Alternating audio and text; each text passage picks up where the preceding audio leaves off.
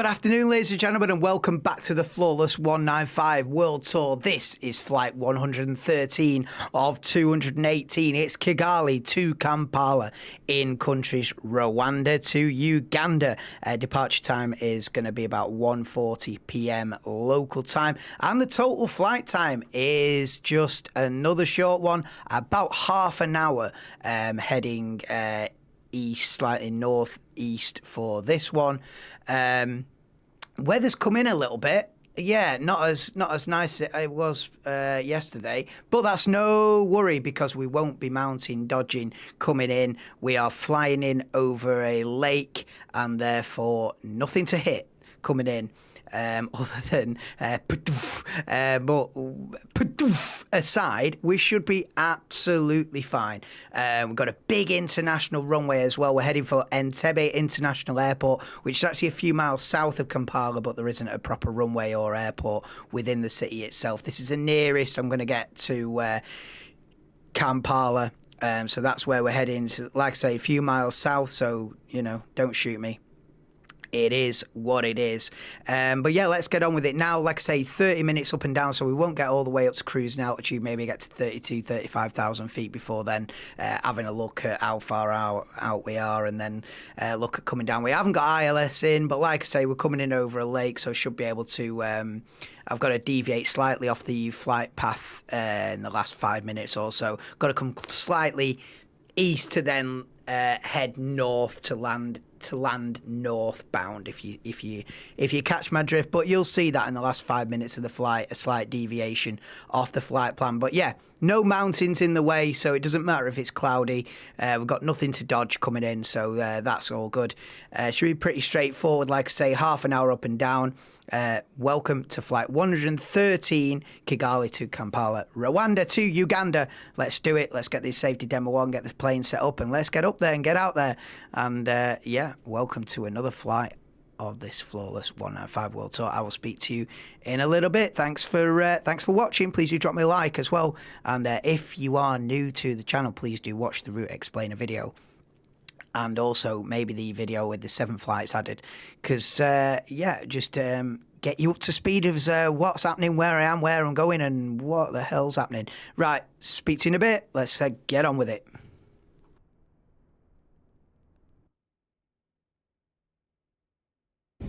Please pay attention to illuminated signs and crew instructions, including the following safety procedures.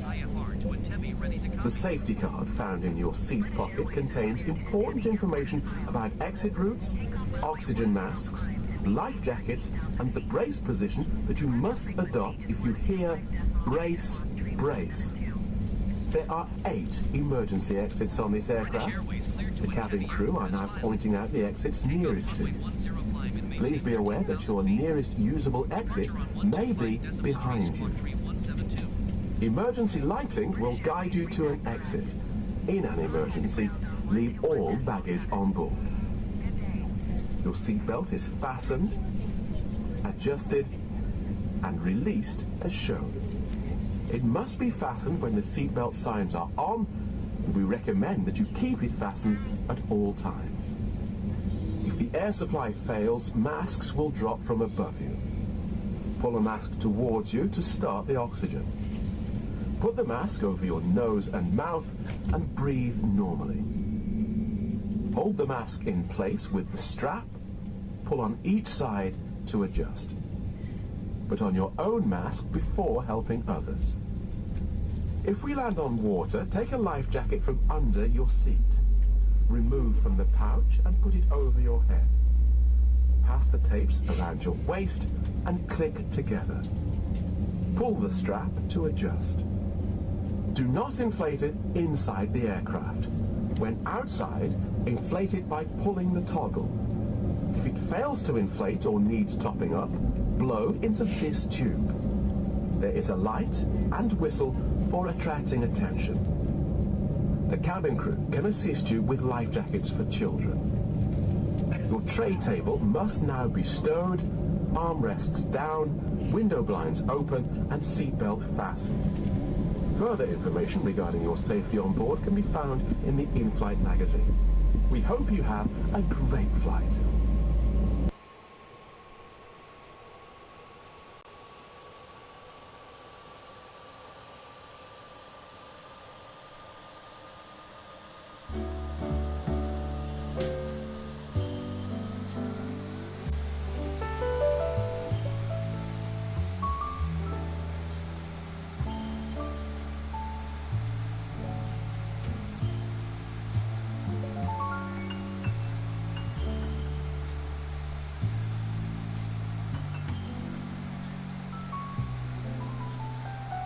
Kigali ground British Airways with Yankee ready to taxi IFR. British Airways taxi to and home short of runway 10 via taxiway. Contact tower on 118.3 when ready. Taxiing hold short runway 10 via taxiway British Airways.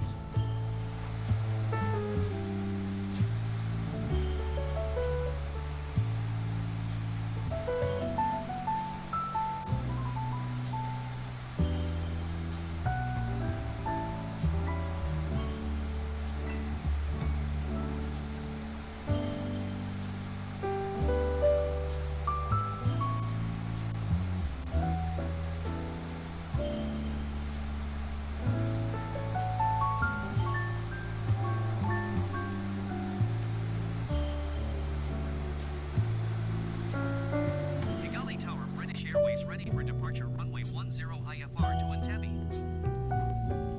British Airways altimeter 30.060.09 at 10. Cleared for takeoff runway 10. Cleared for takeoff runway 10 British Airways.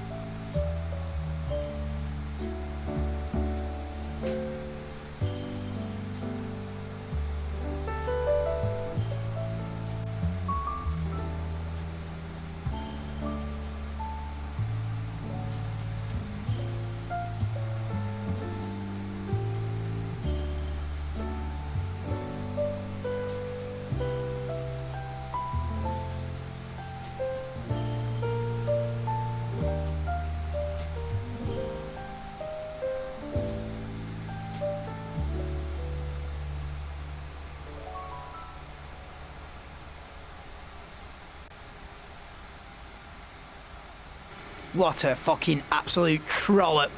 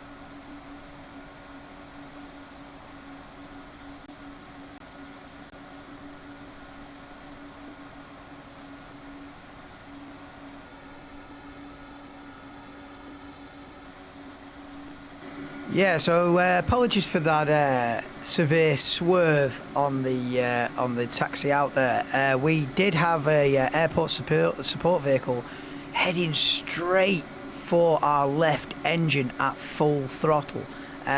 So the swerve was necessary because he was on a kamikaze suicide mission. So we swerved that one. Hopefully that is the biggest drama of Flight 113. But yeah, cabin crew seats for takeoff now. Should we find a tune?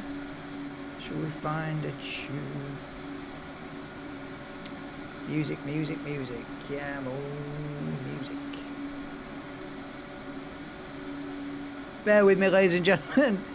The in-flight entertainment is a priority here on board Flawless 195 at World Tunnel. I don't know, what should we have on? What should we have on for takeoff? Oh, I like this at the minute. I know it's a soft house song, but I like this at the minute. Oh, let's see it. Right. Anyway, seats for takeoff. Let's do it.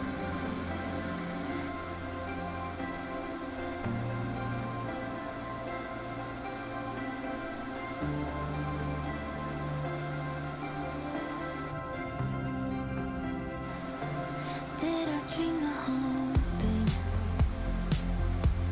Was I just a nightmare? Different dimensions, stuck in the twilight zone. Is this a black and white thing? If so, then I'm in the gray one. Hope you weren't the best actor, 'cause I had you completely wrong. Does she know you're not who you say you are? 'Cause I might give her a call. Or was that just not me at all? And it's not like I'm still not over you. It's so strange, this I never do. Not that I miss you, I don't. Sometimes I just can't believe you happened. It's not like I'm gonna change a thing, 'cause I'm right here where I'm meant to be. Not that I call you, I won't. Sometimes I just can't believe you happened. Were we just mistaken? Disguise our intentions. Our nest was a mask. Why do I still protect you? Pretend these songs aren't about you. Hope this might be the last one, 'cause I'm not fooling anyone. Does she know you're not who you say you are? 'Cause I might give her a call. Or was that just not me at all?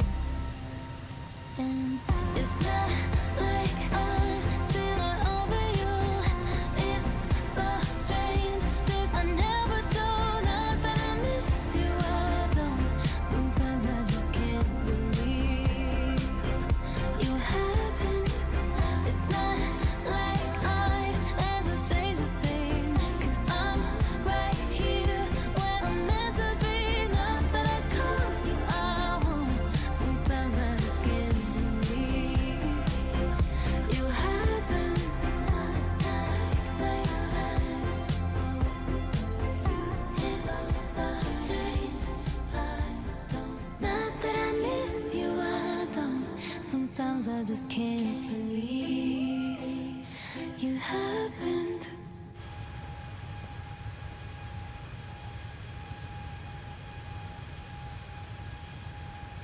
Yeah. I'll show them.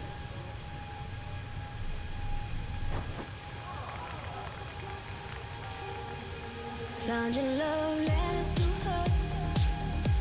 I'm trying to be cool, but it really fucking hurts. I'll just do what I do, silently torturing myself. Was there ocean deeper than mine? Did you sink into a falling love at first sight?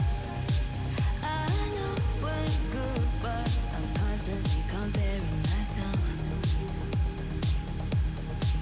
It's irrational and impossible, 'cause I know you had a life before me. But I'm jealous, obsessive, and I wanna burn all your history. Burn your history. Can I have your heart in a plastic bottle? Never used for the game I'm like I'm the only one you've ever loved. Can I have your heart in a plastic bottle? Can I have your heart in a plastic In 2026 Formula One.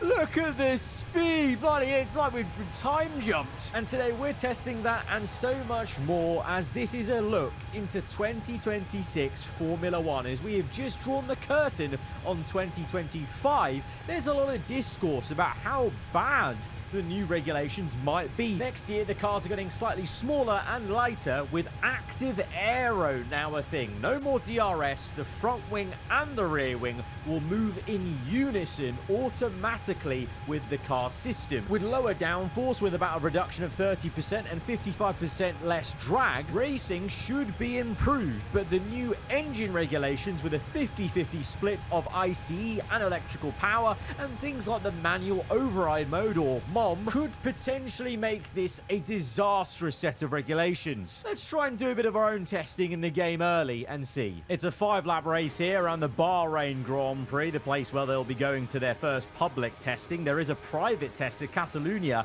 a lot earlier, only about, I think, 80 or so days away as I post this video, which is pretty crazy. But we get off the line in Assetto Corsa, of course, have to allow for the AI being a little bit slow off the line, but the active aero is immediately available off the 5 red lights and is activated a lot more often. So on this heads-up display on the bottom right, you'll see it still says DRS. That's because it's an old UI, but effectively the front wing and the rear wing right now are opening and then closing when that gets activated. We've had a good start as, oh my lord, well, that's certainly something Mercedes will be hoping to avoid in testing, as George Russell does a barrel roll here as Verstappen gets a little bit wayward, and you can see the cars do genuinely look a lot lighter on its feet, a bit more nimble. You know, they're dancing around. Verstappen lost the rear end there on the curve. We're losing the rear end as we try and get past the Dutchman. Lando Norris leading the way. Of course, now the reigning world champion into 2026. But look at this override mode. We use it for the first time. And look at the bottom right, how much battery gets deployed of the ERS system. It's crazy. And even audibly, like, I'll just quieten down when we try it again versus Lawson. You can hear everything winding up. It genuinely is like Star Wars, and you just pull the light speed and it's just go, go, go. But counter to that is we've heard a lot of discourse of allegedly maybe drivers will have to downshift in the middle of a straight to gain battery back to, you know, actually be able to defend then into a corner potentially. Look at this. We are going so quick. We're going to get 1, 2, maybe 3. Oh, we're going so quick into turn 1. We just about slow it down. We get the move on Hamilton in the Ferrari. Stroll's been done. Lawson's been done. And we're up into second place. And we chase after Lando Norris, who's got quite the advantage here. Potentially, is this what we're looking at in 2026? One car having a big advantage? That's what happened in 2014, the last time we had such a big engine and chassis regulation change. 2022 was quite big, but nowhere near what this is going to be. And this is very much kind of the same way as 2014, where such a big difference, and engine manufacturers are going to be a big thing. So it may not be McLaren being right up there. My money would be, you know, maybe a Mercedes, depending on what Ferrari do. But, you know, we know Ferrari could easily cock up the chassis so much the engine won't matter. But I think Mercedes could be a big bet. Who knows what Honda are going to do? What are Audi going to come in with? And then, of course, Red Bull and Ford are making their own engine. You know, big question marks of if they're up to that sort of task. You know, they've never made an engine before, whereas Audi have, you know, expertise in that area. Honda obviously turned it around in their entry in Formula One in this first phase of the V6 engines, and this is a completely different phase of V6 with the 50-50 power. So there's a lot of unknowns. So these sort of gaps could be there, you know, could be there in testing, and then could be there, unfortunately, maybe for the, you know, for the entire first season, really. But the hope is, even with those big gaps, we'll still see some better racing when you do get moments like this, where clearly this Aston, Lance Stroll, overspeed on the Ferrari there, had extra battery, I would imagine. Oh, Hamilton's lost it! Is that going to be a bad omen for 2026? Come back to this video after the first race and we'll see any of the bad omens here. But Hamilton's had an absolute mare. there, continuing his, distaste to the Ferrari, I suppose, from 2025. And he's, I think, locked in with Lance Stroll. Oh, yeah, there's a smoke. I don't think this is maybe a taster of what's to come in 2026. If it is, chaos. Absolute chaos. But in general, minus the weird AI foibles aside, the cars, every single car here, looks just a lot better with the circuit. They're a little bit smaller, and it just looks like eventually when these regulations were to mature after a couple of seasons, when they get closer together, they'll be able to fit better at every single circuit because they're a bit smaller.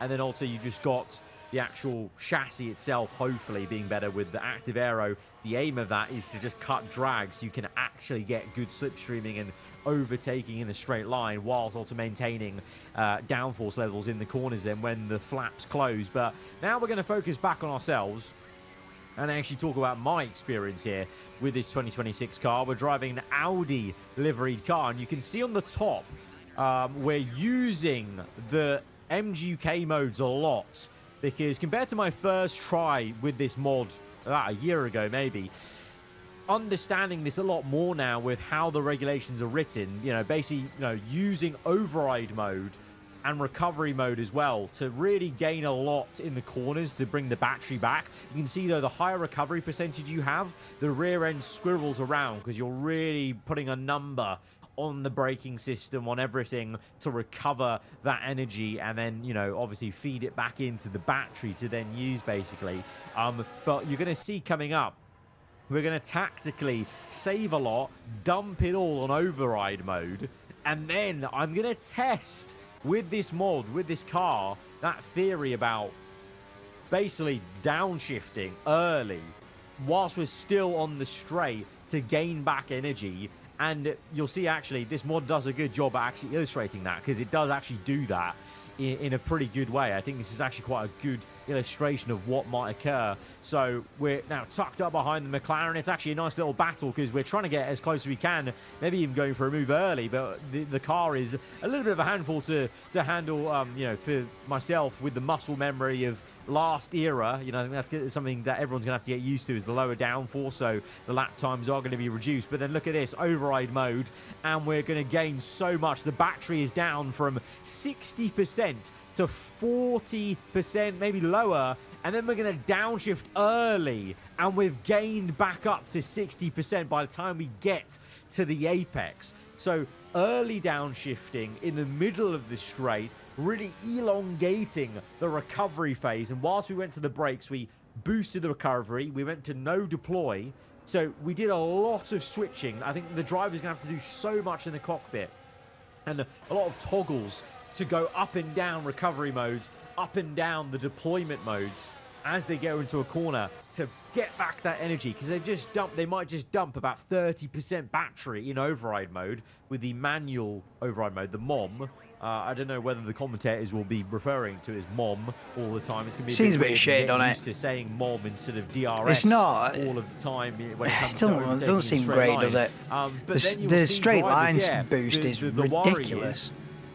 Yeah, going down a gear in I'm very not. unorthodox Going places, down a gear is simply just that, to that's get some battery no. back then to help them elsewhere. Surely And that's it's a not going case to be the maybe reality of it. Surely the way not. I understand it Anyway, is we need maybe to level out here now at 37. giving up some pace in some areas to downshift and get that battery back, to then get a dividend later in the lap where you have that battery back again. It's going to be fascinating. I think, for those of you who have been around watching Formula 1 since 2014, maybe on this channel, you'll remember how much intrigue there was from myself. I used to do a podcast at the time of how much interest there was around 2014, because it's such a big unknown. And that era, 2014 to 2016, there was so much development going on. Car to car, every car was it doesn't different fill as me well, with which enthusiasm, we haven't that, to had be honest. for a while in Formula 1. So there's a lot of interest. Cheers, Araf. whether that- Whatever.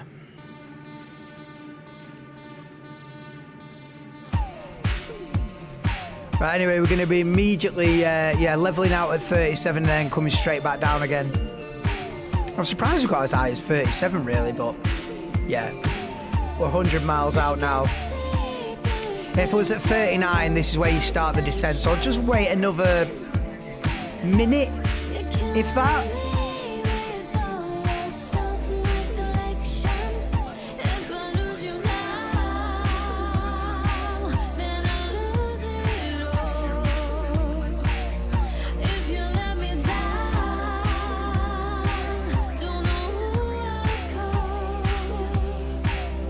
should we go for the descent now, I reckon?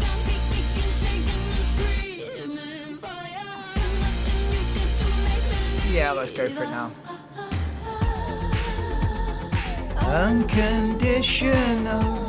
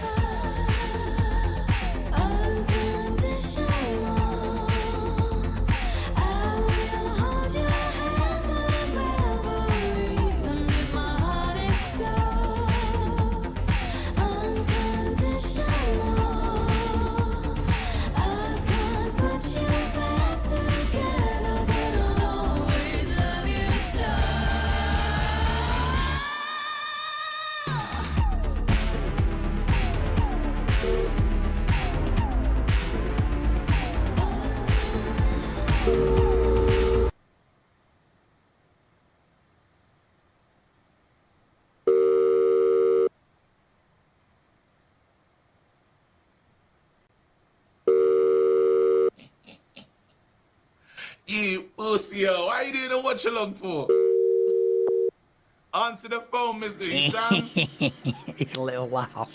You should be watching Mo Salah. Mo Salah. Mo Salah.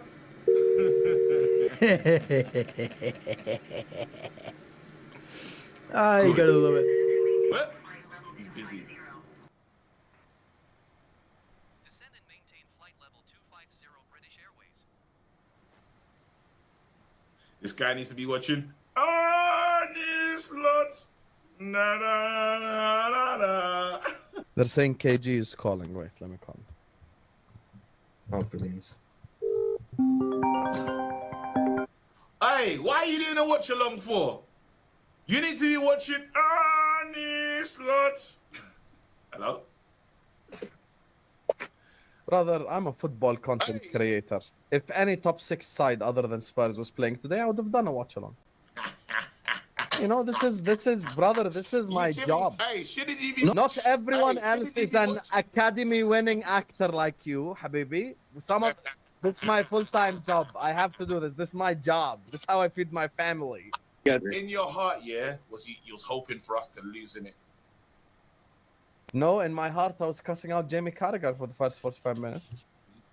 But Don Hussam, we need to talk. Yes, we need. I watched. Hey, you did well, you know. I watched you versus. You know that beef that you had with the debate.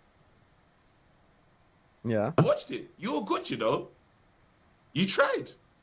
I thought you did a good job. But let's talk about it though, because with our show, yeah, I think we need to call it real. Wait, hold on. Sound like real rivals. Yeah. I think that's what we need to do. Yes. I think, and I'm here to laugh at your situation, bro. I'm here to laugh at you, bro, because guess what Carragher said? Carragher said, Mo, he couldn't even help Egypt. He said, this guy only talks when he wants money. He said, Were Nigeria and the World Cup draw? Were Nigeria and the World Cup draw? Niger, no, they carry last. You carried last. Hold that. You carried last. Now. What kind of nonsense is this one now? Have some shame. Don't ever disrespect Egypt like that. 9 AFCONs on your head top. Yeah, there you go. See? Cooked his ass back. Don't try to disrespect Egypt. KG, you're Nigerian. You didn't even make the World Cup. Fraud. Big fraud. Just cooked. He called me to cook me. This is another time he called me to cook me and he got cooked instead. I got it. I got it. I didn't need to bring up Nigeria, bro.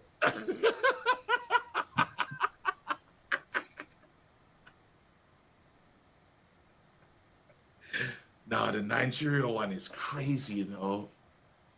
Nigeria's cooked, man, on the mains, bro. The Niger dagger, I wasn't ready for it, bro. And he done the Nigerian accent as well.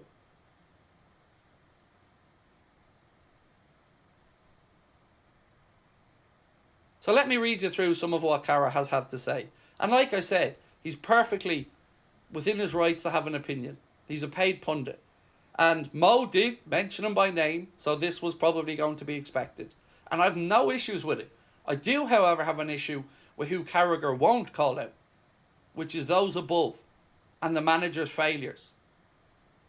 So Jamie Carragher said, when we're talking about throwing people under the bus, he thrown Liverpool right back under the bus for the 8 years.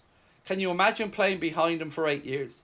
But we accept it because he's a superstar and he scored 250 goals. He's given me, as a Liverpool supporter, one of the greatest nights of my life. One thing I want to remind Salah, and maybe his agent, before he came to Liverpool, Mo Salah was known as the guy who failed at Chelsea. That's just a fact. He's also the greatest player the country has ever had. Egypt in the AFCON are the most successful nation. He hasn't won the AFCON. That's not me trying to put him down as a player. Kind of is though, Jamie, isn't it? What it tells you is Mo Salah and his agent, it's not about an individual. You were not a star when you came into Liverpool. No matter how good of a player you are, you need help from the teammates, the manager, and the fans. It's important he remembers that when he's talking there. It's all about me, me, me. Now, like I said, Cara's made really good points, and I actually agree with a lot of what he said. But where was the energy for Trent when Trent was sticking 2 fingers up to the club and Trent was taking Spanish lessons and everybody knew, but how dare people boo Trent? That's not the Liverpool way. The hypocrisy from these people are off the fucking charts. Because I don't remember that energy. It's selective accountability over and over and over. That's my take on it. And like I said, Cara's within his rights to have a say. Mo name checked them.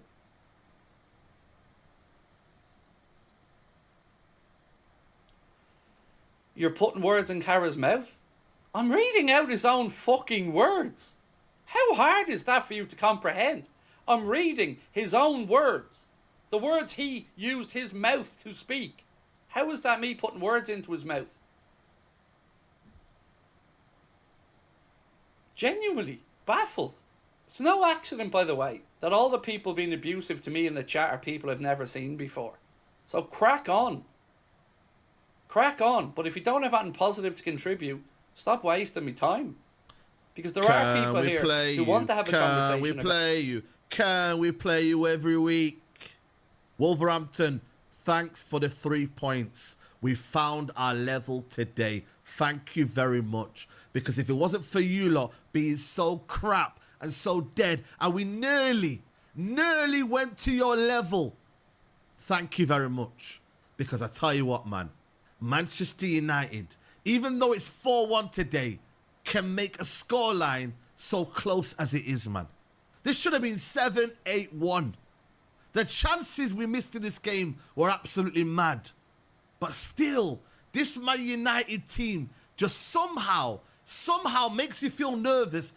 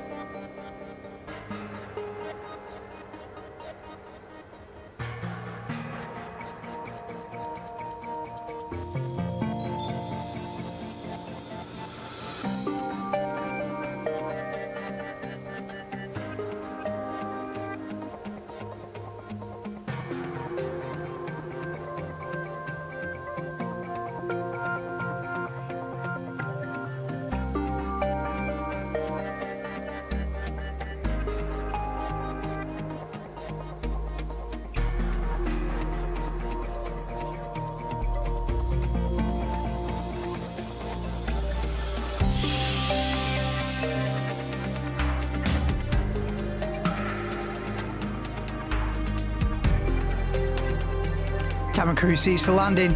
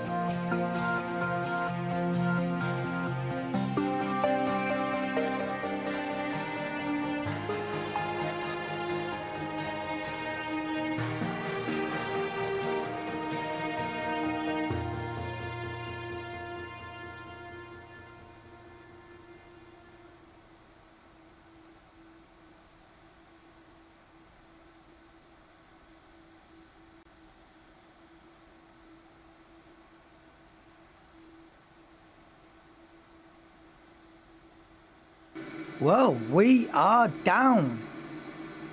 And look at this airport.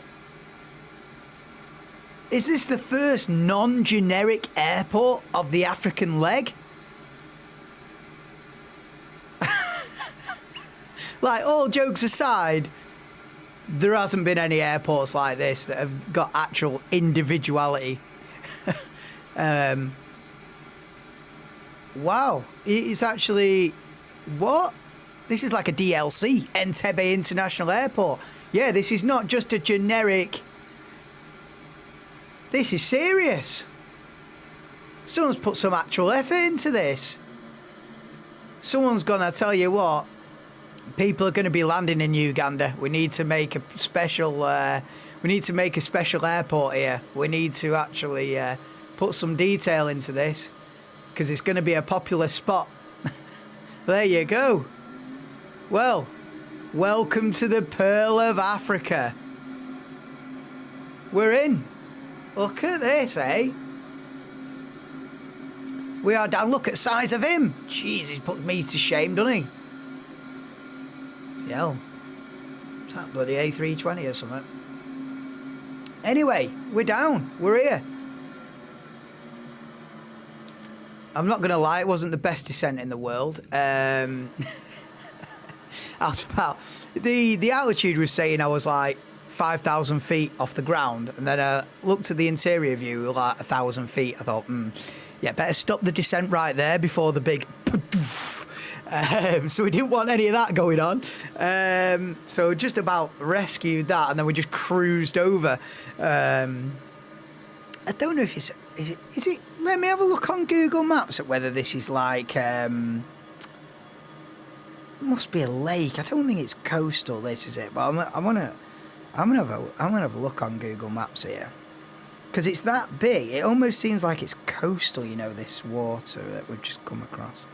Let's have a gander. Let's have a. Oh no, it's not. It's just a massive lake. It's a massive Lake Victoria. It's massive. We're right on the equator as well here. We're right on the equator. Literally, the airport, literally the runway is on the equator here. We are sitting on the equator here. But yeah, no, Lake Victoria. I was like, it's that big. I was like, is this the ocean? But no, it's not. But we are down. Flight 113 is complete. We are down in Kampala, or just south of Kampala at, well, it says it right there, Entebbe International Airport. And they put some effort into this, the developers, haven't they? Yeah. I tell you what, when you've had about 70 generic airports in a row, this is a bit of a treat, this, isn't it? Visually, what a treat. Yeah. It must be major. It must be a major airport. But yeah, we're down safely. Like I say, I was cruising about 1,000 feet over Lake Victoria for a good 10 minutes there, which wasn't really fantastic. But down we are. Local time is, 3 hours ahead, so 20 past 3 in the afternoon. Local time, air temperature 29 degrees. Please do join me for flight 114, same time tomorrow, why not? Flight 114 will be to Nairobi, Kenya from here. I'm not exactly sure how far that is, but I expect it to be a little bit further than this one. But yeah, a nice little treat here. There you go. Welcome to the Pearl of Africa. We are down. That's about all from flight 113. Let's have a look at how long it took. You can take your seatbelts off and we can get... what did I say? Half an hour? I'm saying 35. Yeah. Let's have a look. 33 minutes and 55 seconds all in all from Kigali to Kampala. HRYR to HUEN. Rwanda to Uganda is done. Join me next time. Please do drop a like and get the bell icon on for the connecting flight to Nairobi, Kenya. Other than that, the world tour continues and was never in doubt. See you for the next one. Bye for now.